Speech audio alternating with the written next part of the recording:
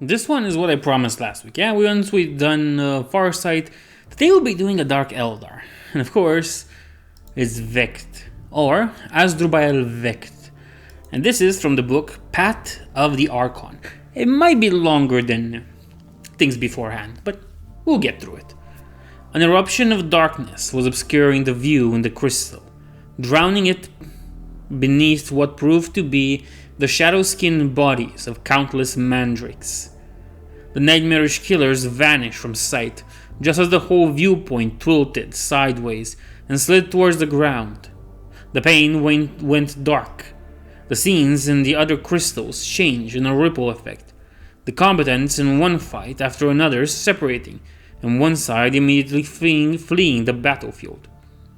What just happened? Motley asked impertinently. Vec shot him a scathing look. Belatonis cleared his throat, taking his life in his hands. Supreme Overlord, if I might hazard a guess, the homunculus wheedled. Vect nodded. Our Supreme Overlord has manufactured an event whereby he appears to have fallen on the battlefield, and upon seeing the disaster, his loyal cabal are fleeing, or at least the ones that are truly loyal are fleeing. The rebels will now take heart and consolidate at the scene of their victory, along with whatever turncoats flock to join their cause. Vect nodded again, and smiled approving of Belatonis. Close enough, but you're missing the vital ingredient of what happens next. What happens next? Motley asked in mystification. Heartening your enemies and adding to their numbers sounded like a remarkably poor plan to him. You almost fatally unhinged affairs without ever knowing it, fool. Vec remarked venomously. It gave me great cause to regret keeping an eye on you. Fortunately, you brought me something to make up for it, so I may be able to forgive your transgressions. You're referring to the lady I danced with by the firefalls, Motley said contritely. Or perhaps the fellow at the castigator vault? My regret for the inconvenience in either case. Lady Malice, whom you so inconvenienced that she simply had to run off and duel with you, was supposed to bring back the occupants of Valzoho Sinister. In the event, she brought back only a handful of survivors, but fortunately for you, both, they are sufficient for my needs. They have just reached their position. You are about to witness a miracle. Motley glanced over at Belatonis to see if the name meant anything to him. The homunculus' milk-white face betrayed nothing, if it did. Animate shadows were running amok in the circle of crystal faces now, while the tall white spire stood unbroken, with long processions of craft passing into and out of it. Lots of new friends arriving, it seemed. Valzaho Sinister, Vec continued, unperturbed and evidently enjoying Motley's ignorance, contained the last beaten remnants of a cult from far, far back in Comorag's history. It was a time so long ago that I had not yet achieved the dominance that I so richly deserve. The cult attempted to seize power over the city, thinking that their eldritch knowledge would be sufficient to keep the noble houses cowed. They were wrong, of course. The nobles cared nothing for the suffering the cultists could inflict on the city, only that they were challenged. The most terrible weapon in the cult's arsenal was prepared, a thing so terrible that it was encoded with safety measures that ensured it could only be activated by members of the cult's leadership. Yet in the final test, they feared to use it. The nobles overthrew the cult, but kept the leaders alive and in torment, in case they ever required the use of that weapon. They too feared to use it when the time came. I gained control of Valzoho Sinister when I overthrew the nobles. I am Asdrubael Vect, and I fear to use nothing to assert my will. What did the cultists worship? Motley whispered, terrified by what Vect's answer might be. He had thought the Supreme Overlord too self-assured to resort to calling upon the fickle gods of chaos. He had been wrong, and now Comorag was surely doomed. There would be an eternity of bondage in the grip of the new tide of unimaginable horrors that chaos would unleash. Motley had seen it many times over. Desperate souls calling for help at any cost, without understanding there were costs that no one should ever have to bear. The scenes in the crystals were taking on a new aspect. The shadows were becoming hard-edged and blacker by the second. The lone white spire blazing with reflected light. The Ilmae, usually wan and sickly looking, had swelled in the sky over high Comorag until they almost filled it. The light brightened impossibly until the crystal panes looked like sheets of white-hot metal. They were the solar cultists, Vect smiled. They worshipped and tended to the Ilmae. In later times, it would become known as the Gaze of Vect.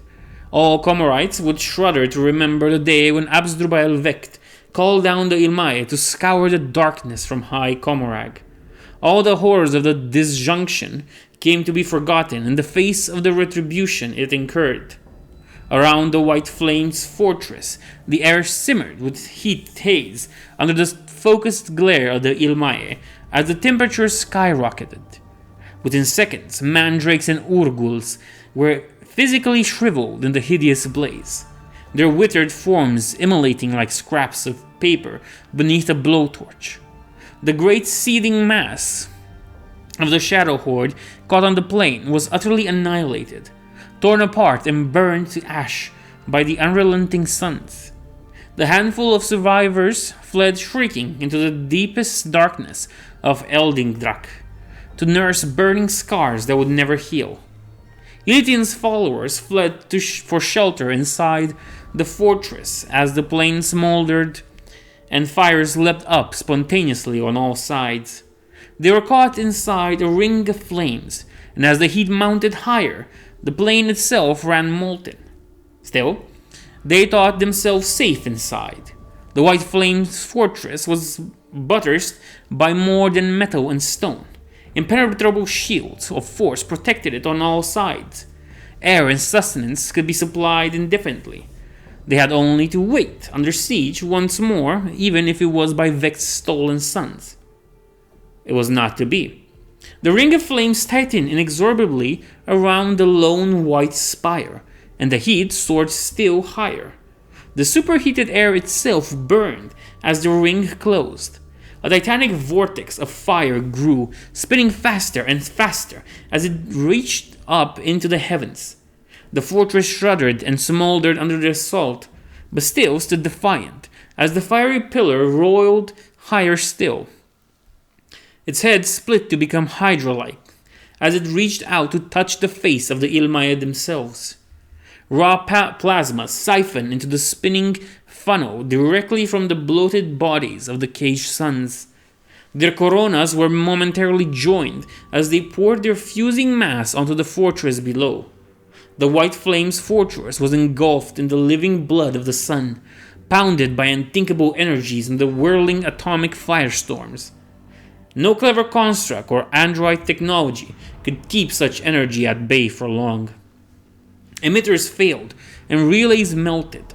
The impenetrable shields of force protecting the fortress collapsed suddenly, and catastrophically leaving the structure itself exposed.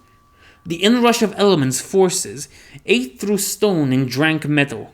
Organics, the fragile inhabitants of the fortress, flashed into expediting gas in a split second. The whole great edifice within its high white walls was sloping gables, its rooftop gardens and bladed out oubliettes vanished with an ear-splitting roar. With their work of destruction complete, the Ilmae split their cyclonic gaze once more, the firestorm dissipating over a bubbling lake of molten metal and stone that slowly drizzled through gaps in the foundation strata to fall into lower Comorag as a killing rain. The work was not over. The fiery presence of the Ilmae rushed outwards again, expanding to burn back the encroaching shadows of Elendrak from Comorag. The darkness that had split from the shadow realms boundaries recoiled like a living thing, fleeing before the unmasked faces of the captured stars. Flames and destructions followed in their wake as the guttering fires began, by the disjunction roared into fresh life. The city would suffer beneath the burning lash for many hours. But never again did the Ilmai focus fully on a single stronghold as they had on the White Flames fortress. Though the billowing smoke and livid flames came marching Vect's castigators, their metal hides were invulnerable to the heat, just as their insatiate minds were immune to the pain.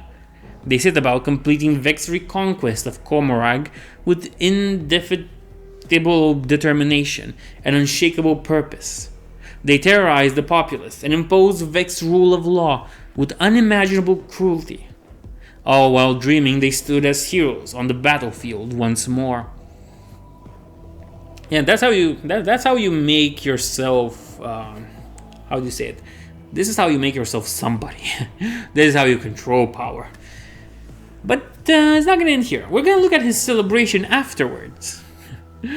A troop of slaves was lined up to sing a passage of Maldis Usk Vect, the triumph of Vect, under the exacting ministrations of two homunculi. As the slaves' voices reached a crescendo of pain, the days slid downwards as smoothly as a piston until it became level with the steps. A hemispherical shield of entropic energy atop the days swirled and dissipated to reveal a dark, ugly throne occupied by Asdrubael Vect. The supreme overlord of Comorag favored the Archons with a broad, malevolent smile. "Elysian, I am so glad you could join us," Vect said levelly. "I felt that today's lesson is going to be made invaluable by your presence." "The lesson is that you're vulnerable, Asdrubael Vect," Elysian replied, twisting to address the Archons too. "You can kill me, but another will take my place. One day you'll fall, and I've brought that day closer." Vect raised his brows quizzically and rose from his throne. "Your defiance sounds weak and desperate, Elysian," the tyrant said as he descended to the cloth-covered lump before the dais. "It will be more effective for you to beg me for your life. I'm inclined to grant it." Elysian blinked with surprise. Even though he knew that Vect was toying with him, he couldn't prevent a spark of hope kindling in his breast. The Supreme Overlord saw it and smirked. "Your optimism is quite admirable, but I imagine that's what brought you to this point in the first place.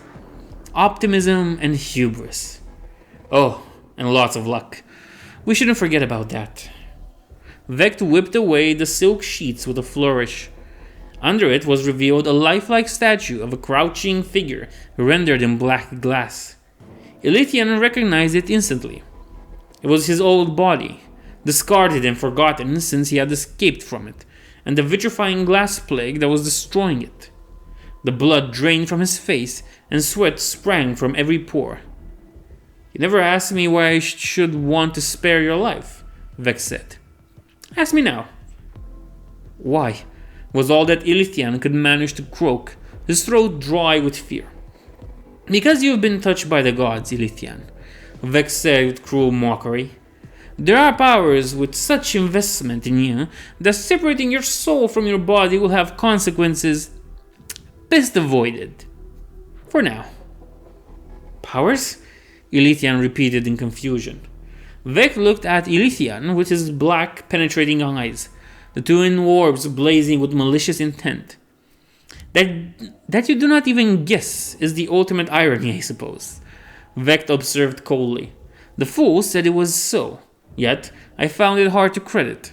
You have been made into a pawn, Elysian, a servant of hidden masters. Your overweening ambition called forth the architect of fate, and that fickle entity guided your quest for forbidden knowledge and ultimate power. Your strength, such as it is, has never been your own.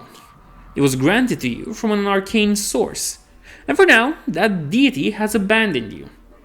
Outrage surged through every fiber of Elysian's being. He was no pawn of eldritch powers. His motivation were his own. Vect grinned openly as he drank in the anguish. Beneath the fierce twist of emotions, Elysian felt the first worms of doubt begin to writhing. Reading. How often had the miraculous piece of luck furthered his plans? How often had his enemies looked the wrong way? The very possibility was soul crushing. Seeing that Elytian had reached his Nandir, Vect appeared to tire of his plaything. The Supreme Overlord went back to his throne, turned to his courtiers, and twitched a single long finger to summon one of them forward. It was the individual that Elytian had known as Karbir, bony-looking and white-faced now. Evidently, this was the real Belatonis, in the throes of transforming himself to show his old face. The homunculus was carrying a silvery crown with tall points like horns at the brow. Elytian recognized that too. He shrieked and tried to flinch before he was restrained. Helpless, he could only watch and curse as Belatonis jammed the crown firmly on top of his head. Crippling agony stabbed at Elytian's templates, a searing hot pain that burned all thought, all volition except for the need to scream. There was a retching sensation, deep-rooted as though something at the very core of his being was twisted free. There was a sickening sense of transition, and Elytian found himself paralyzed, blinded, and nearly deaf, save for the very faintest echoes of his own screams fading away in his vitrified ears. Motley watched the gruesome theater as the rebel Archon was publicly tortured by Vect. As the tyrant had said, it was an object lesson, a demonstration to the other Archons of what lay in wait for them if they follow a similar course. The scream abruptly faded away as Elytian's soul was migrated into the barely living receptacle of glass that had been his previous body. Motley shivered involuntarily at what was to come. The dread was not yet over. Belatoni stepped back as the process was completed, and two Elytians, glass and flesh, were dragged away. One might become the new Archon of a reforged White Flames cabal, if any survived Vect's murderous pogrom. Equally, he might be consigned to a horrible death at the tyrant's whim.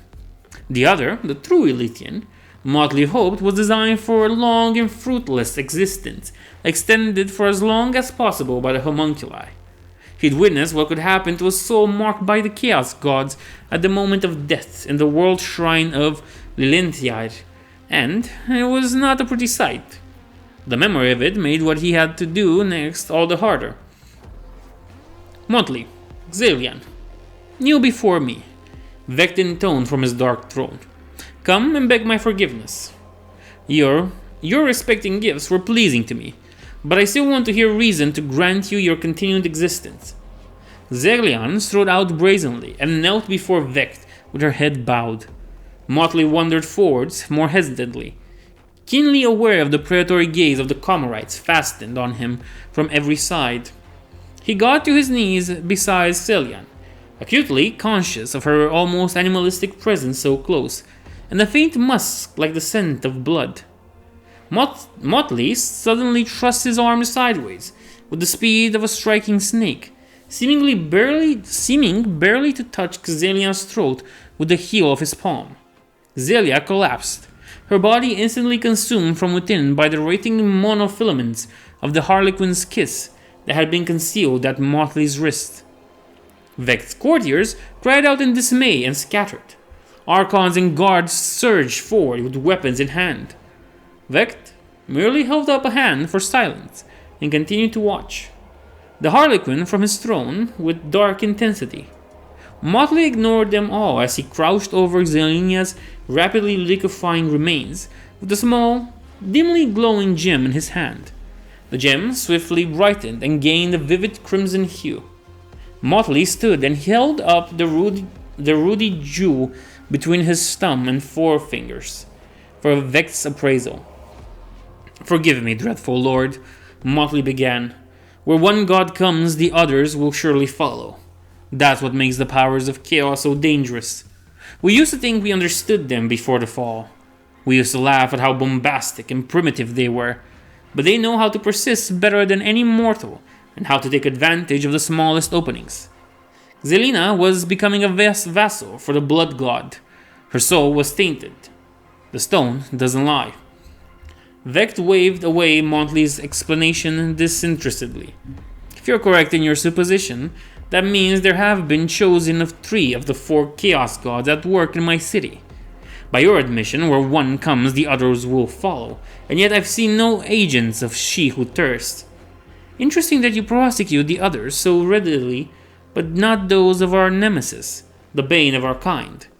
The Harlequin pursed his lips, but did not answer until the spirit stone between his fingers had vanished, with some adroit sleight of hand.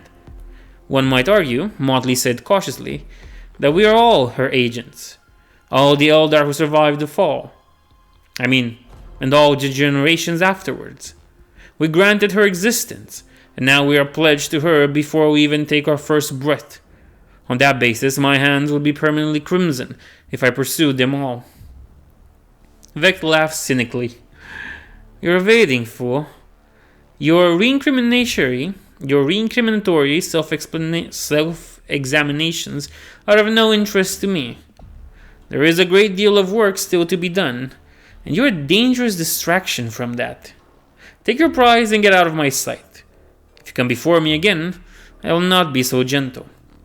Motley bowed low before the Supreme Overlord and hurried away from his dark, dire court before Vect could change his mind. It was a victory, of sorts, and Motley decided to be simply glad he had a part to play in it without paying the ultimate price. It's a really nice one. I really recommend it. And I liked Vect and his cynicism and coldness to all this situation. Oh boy, really recommend this one. Anyway, I hope you enjoyed it, and I'll see you in the next one.